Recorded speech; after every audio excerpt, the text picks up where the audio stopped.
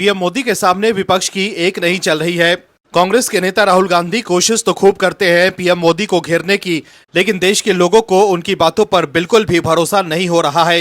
जिसके बाद कांग्रेस के नेता तिल मिलाए हुए हैं और हर मुद्दे पर वो पीएम मोदी को निशाने पर ले रहे हैं। लेकिन मोदी विरोध के चक्कर में राहुल गांधी कानूनी पचड़े में फंसते जा रहे हैं। हर तरफ से राहुल गांधी के लिए बुरी खबर आ रही है। वहीं बिहार में विधानसभा चुनाव की तारीखों का ऐलान हो गया है, लेकिन इसके बाद कांग्रेस के नेता पीएम मोदी पर निशाना साध रहे हैं। एसआईआर को लेकर चुनाव आयोग पर निशाना साध रहे हैं। वहीं दूसरी तरफ पीएम मोदी लगातार देश हित में फैसले लिए जा रहे हैं। जीएसटी दरों में कटौती कर लोगों को बड़ी राहत देने के बाद मोदी सरकार अब दिवाली तक आर्थिक सुधार की दिशा में एक और बड़ी घोषणा कर सकती है। दर्शकों, एक तरफ तो पीएम मोदी देश हित में फैसले लिए जा रहे हैं, लेकिन कांग्रेस के नेताओं को मोदी विरोध से ही मतलब है। सुप्रीम कोर्ट में सीजेआई गवाही पर जो हमले की कोशिश हुई है, उसको लेकर भी कांग्रेस के नेता पीएम मोदी पर निशाना साध रहे हैं। इसको लेकर सुप्रिया श्रीनेत ने एक्स पर लिखा है कि क्या हाल बना दिया है इन लोगों ने देश का। इसको लेकर भी सुप्रिया श्रीनेत पीएम मोदी पर निशाना साध रही हैं। वहीं दूसरी तरफ बिहार चुनाव की तारीखों का ऐलान करते हुए मुख्य चुनाव आयुक्त ज्ञानेश कुमार ने साफ कर दिया है कि मतदान के दौरान बुर्कानशी महिलाओं को पहचान के बाद ही वोट डालने की इजाजत दी जाएगी। जरूरत पड़ी तो बुर्कानशी महिलाओं की चेकिंग भी की जाएगी। बुर्कानशी महिलाओं की पहचान के लिए आंगनवाड़ी सेविकाएं हर बूथ पर मौजूद रहेंगी। दरअसल बीजेपी ने फर्जी वोटिंग का मुद्दा उठाते हुए ये मांग की थी कि बूथ पर बुर्का पहनकर आने वाली महिलाओं की जांच की जाए। वहीं चुनाव आयोग के इस फैसले से आप दर्शक अगर खुश हैं तो कमेंट में यस जरूर लिखिए। इसके साथ ही ये भी बताइए कि इस बार के बिहार विधानसभा चुनाव में किसकी सरकार बनेगी।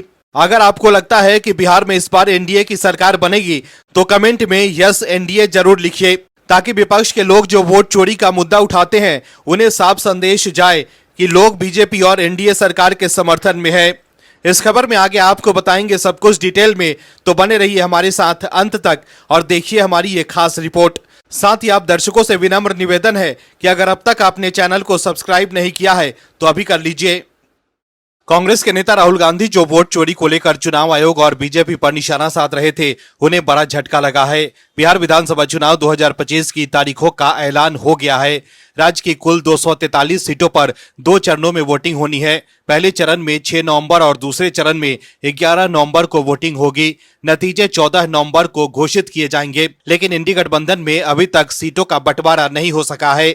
चुनावी सर्वे में एनडीए से पिछड़ रहे तेजस्वी यादव के लिए सबसे बड़ी टेंशन कोई और नहीं हो सकती है। सीटों का बंटवारा नहीं होने से अब दलों की नाराजगी भी सामने आने लगी है। वाम दलों की नाराजगी को देखते हुए तेजस्वी यादव ने रविवार को महागठबंधन की बैठक बुलाई थी, लेकिन इसमें भी कोई नतीजा नहीं निकल सका। सियासी जानकार इसके लिए कांग्रेस सांसद राहुल गांधी को जिम्मेदार मान रहे हैं। सियासी जानकारों का कहना है कि राहुल गांधी इतना महत्वपूर्ण काम निपटाए बिना ही विदेशी दौरे पर निकल गए।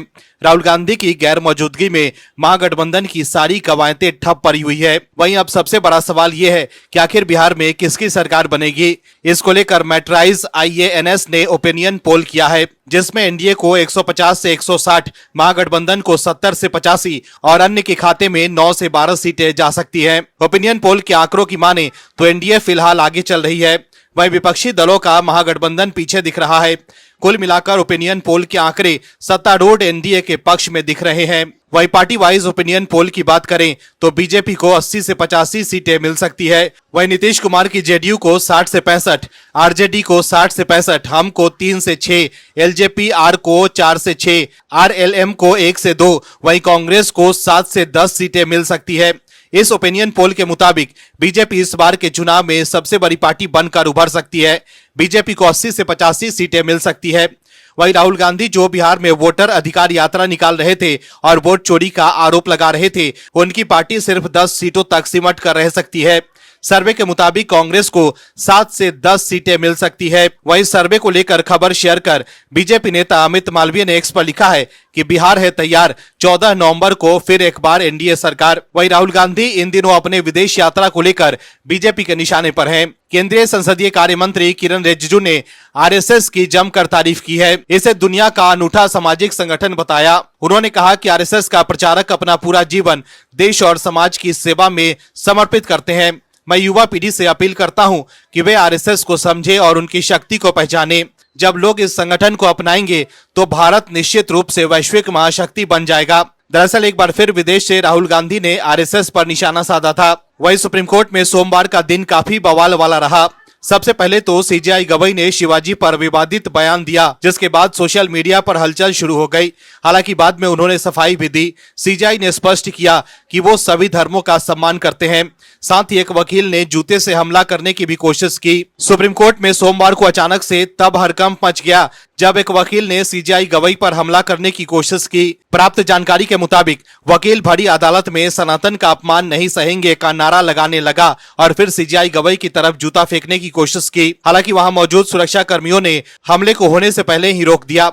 वहीं सुप्रीम कोर्ट से आई इस खबर के बाद कांग्रेस प्रवक्ता सुप्रिया श्रीनेत ने इसको लेकर भी पीएम मोदी पर निशाना साधा। सुप्रिया श्रीनेत ने एक्स पर लिखा है कि सनातन का अपमान नहीं सहेंगे कहते हुए राजेश किशोर नाम के वकील ने इस देश के सुप्रीम कोर्ट के मुख्य न्यायाधीश बीआर गवई पर बीच अदालत में जूता निकाल कर मारने की कोशिश की। सुरक्षा कर्मियों ने समय रहते उस आदमी को कोर्ट रूम से बाहर निकाल दिया।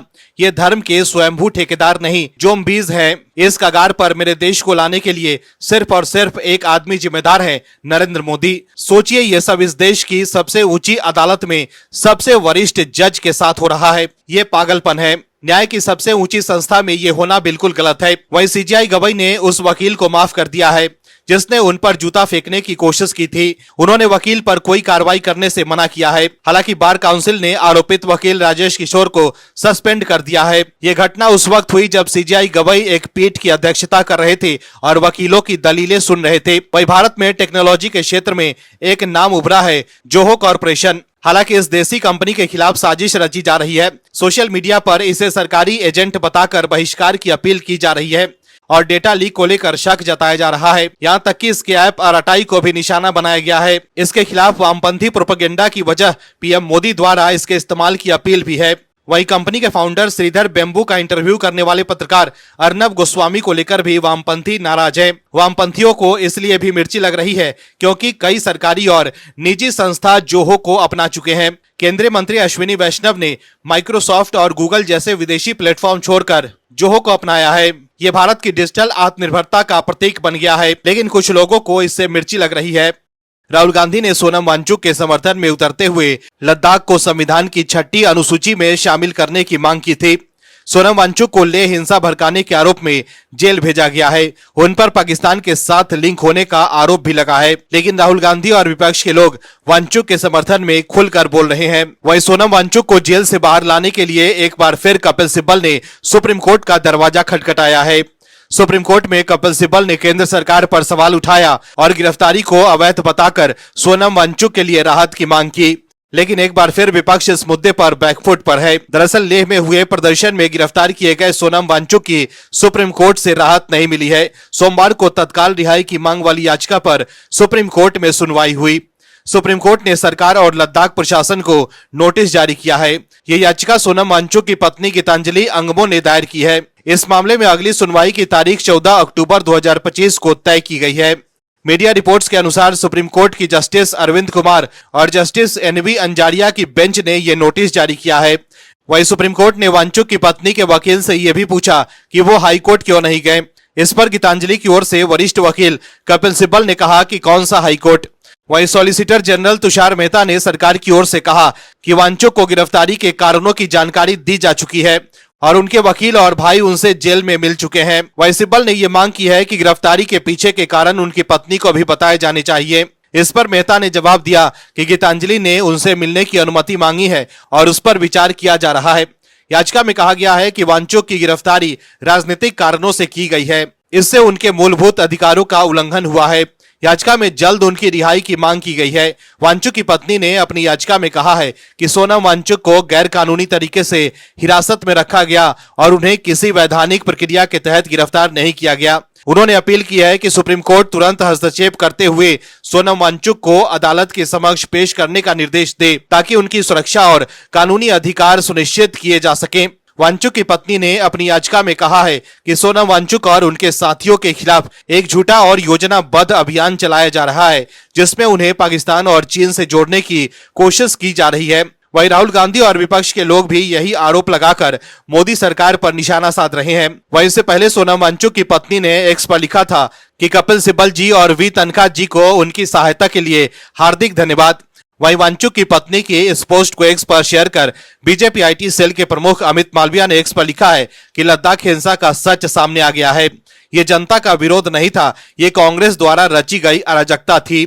कांग्रेस विधायकों और पार्षदों ने दंगों और आगजनी का नेतृत्व किया, जिससे एक शांतिपूर्ण क्षेत्र में अशांति फैल गई। अब कांग्रेस के वकील सोनम वांचुक का बचाव कर रहे हैं, जो मुख्य भड़काने वाले हैं और जिन पर एनएसए के तहत मामला दर्ज किया गया है। पर्दा हट गया है, यही कांग्रेस का असली चेहरा है। भड़काओ, जलाओ और फिर दोषियों का बचाव करो। वहीं अमित मालवीय के इस पोस्ट से तिल मिलाकर कांग्रेस आईटी सेल की प्रमुख सुप्रिया श्रीनेत ने एक्स पर लिखा है कि अरे कृपया डॉक्टर से अपॉइंटमेंट ले लो, मैं तुम्हारे मनोचिकित्सक का खर्च उठाने के लिए तैयार हूं। तुम्हारी हालत हर घंटे बिगड़ती जा रही है। दर्शकों, बिहार में एक बार फिर एनडीए की वापसी तय मानी जा रही है। वहीं चुनाव आयोग ने बिहार विधानसभा चुनाव को लेकर तारीखों का ऐलान कर दिया है। वहीं कांग्रेस वोट चोरी के मुद्दे को लेकर चुनाव आयोग पर हमले जारी रखे हुए है। कांग्रेस के नेता मणिकम टैगोर ने चुनाव आयोग पर गंभीर आरोप लगाए हैं। उन्होंने कहा है कि चुनाव आयोग अब समझौता कर चुका है और बीजेपी के संगठन की तरह काम कर रहा है। कांग्रेस नेता ने हाल ही में सरकार द्वारा शुरू की गई योजनाओं के समय पर भी सवाल उठाए हैं। वहीं टैगोर ने विश्वास जताया है कि अगर चुनाव निष्पक्ष हुए तो इंडी गठबंधन बिहार में सरकार बनाएगा। कांग्रेस नेता मणिकम टैगोर ने एक समाचार एजेंसी से बात करते हुए चुनाव आयोग की विश्वसनीयता पर सवाल उठाए हैं। उन्होंने कहा है कि चुनाव आयोग ने अपनी साख खो दी है। टैगोर ने आरोप लगाया है कि आयोग अब बीजेपी के संगठन की तरह काम कर रहा है। वहीं टैगोर ने यह भी कहा कि इंडी गठबंधन को पूरा भरोसा है कि अगर चुनाव निष्पक्ष होते हैं और अगर चुनाव आयोग निष्पक्ष रहता है तो हम बिहार में सरकार बनाने जा रहे हैं। दर्शकों, कांग्रेस के नेता अभी से ही चुनाव आयोग पर सवाल उठाने लगे हैं। ऐसे में आप दर्शक समझ सकते हैं कि चुनाव बाद के लिए अभी से ही बहाने ढूंढे जा रहे हैं। वहीं टैगोर ने पीएम मोदी और बिहार सरकार द्वारा विभिन्न योजनाओं की घोषणा के समय को लेकर कड़ी आपत्ति जताई। उन्होंने कहा कि एनडीए सरकार ने पिछले 2 दशकों में युवाओं या महिलाओं के लिए कुछ भी नहीं किया, लेकिन अब चुनाव से ठीक पहले नई योजनाएं लाई जा रही है। 2 दिन पहले प्रधानमंत्री ने बिहार के युवाओं के लिए एक योजना की घोषणा की। उन्होंने कहा कि 20 साल से युवाओं और बेरोजगारों के लिए कुछ नहीं किया गया। इसके अलावा 2 अक्टूबर को महिलाओं के लिए 10,000 रुपए की घोषणा की गई। टैगोर ने यह भी कहा कि 20 साल से उन्होंने बिहार के युवाओं और बेरोजगारों के लिए कुछ नहीं किया। वहीं कांग्रेस के नेता मणिकम टैगोर ने यह भी कहा कि चुनाव आयोग अंपायर है, लेकिन अंपायर अब समझौता कर चुका है और हमने इसे एसआईआर के मुद्दे में देखा था। दर्शकों, राहुल गांधी और कांग्रेस के नेताओं को सिर्फ मोदी विरोध से मतलब है, लेकिन अब देश के सामने वो एक्सपोज हो गए हैं कि कैसे कांग्रेस के नेता सिर्फ आरोप लगाते हैं और बाद में जब कोर्ट में फंसते हैं तो पलटी मार लेते हैं। जैसे वो राफेल वाले मामले से लेकर चीन ने भारत की जमीन हड़प ली है वाले मामले पर कर चुके हैं।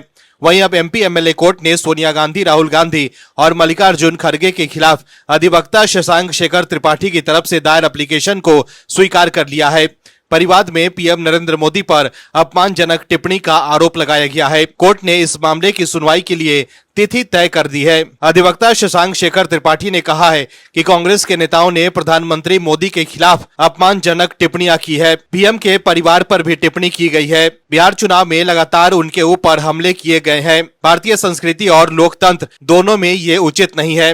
प्रधानमंत्री का अपमान किया गया है। वहीं न्यायालय ने परिवाद को पोषणीय मानते हुए इसे स्वीकार कर लिया। वहीं शशांक शेखर त्रिपाठी ने बताया है कि कांग्रेस नेता राहुल गांधी, सोनिया गांधी, मल्लिकार्जुन खड़गे, पार्टी के आधिकारिक सोशल मीडिया हैंडल्स और उनके सहयोगियों के खिलाफ परिवाद दायर किया गया था, जिसे कोर्ट ने स्वीकार करते हुए अगली सुनवाई 24 अक्टूबर को निर्धारित की है। बताया गया है कि परिवाद में पीएम मोदी को अपशब्द कहे जाने, अनर्गल आरोप लगाने, संवैधानिक संस्थाओं की निष्पक्षता पर प्रश्न चिन्ह लगाकर लोकतांत्रिक प्रक्रिया को बदनाम करने आदि की शिकायत दी गई थी, जिसे कोर्ट ने स्वीकार किया है। इस मामले में कोर्ट ने सुनवाई की तिथि दी है। बता दें कि इससे पहले इलाहाबाद हाई कोर्ट ने राहुल गांधी के सिखों पर दिए बयान के मामले में भी वाराणसी की विशेष अदालत एमपी एमएलए कोर्ट के आदेश को चुनौती देने वाली आपराधिक पुनरीक्षण याचिका खारिज कर दी थी। इसके बाद विशेष अदालत में राहुल गांधी के खिलाफ चल रहे मुकदमे की सुनवाई का रास्ता साफ हो गया है। इससे पहले कोर्ट ने दोनों पक्षों की जिरह सुनने के बाद फैसला सुरक्षित रख लिया था। दर्शकों, विवादित बयानों को लेकर राहुल गांधी पर कई मामले दर्ज हैं। राहुल गांधी और कांग्रेस के नेता आरोप तो लगाते हैं, लेकिन कोई सबूत नहीं देते हैं। राहुल गांधी चुनाव आयोग पर भी आरोप लगा रहे हैं और वो देश की संवैधानिक संस्थाओं को बदनाम करते रहते हैं, लेकिन वो सबूत नहीं देते हैं। वहीं राहुल गांधी ने बीते दिनों कोलंबिया दौरे के दौरान वीर सावरकर को लेकर आपत्तिजनक टिप्पणी की थी। अब इस मामले पर भी सियासत गर्म हो गई है और राहुल गांधी की चिंता बढ़ती दिख रही है। दरअसल वीर सावरकर के पोते रंजीत सावरकर ने राहुल गांधी के खिलाफ कोर्ट जाने की बात कही है। वीर सावरकर के पोते रंजीत सावरकर ने न्यूज एजेंसी से बात करते हुए कहा है कि मैं राहुल गांधी के इस बयान के लिए कोर्ट जाने वाला हूं। राहुल गांधी के कहने पर ही कांग्रेस प्रवक्ता इस तरह का बयान दे रहे हैं। मैं इसके लिए राहुल गांधी को जिम्मेदार मानता हूं। कांग्रेस नेता सुप्रिया श्रीनेत ने भी राहुल गांधी के कहने पर वीर सावरकर पर अपमानजनक बयान दिया था। वहीं इसके अलावा भी कई और मामले को लेकर राहुल गांधी के खिलाफ देश के अलग अलग अदालतों में सुनवाई चल रही है। गृह मंत्री अमित शाह पर कथित अपमानजनक टिप्पणी के संबंध में भी उनके खिलाफ कार्रवाई चल रही है। Bureau report OMH news.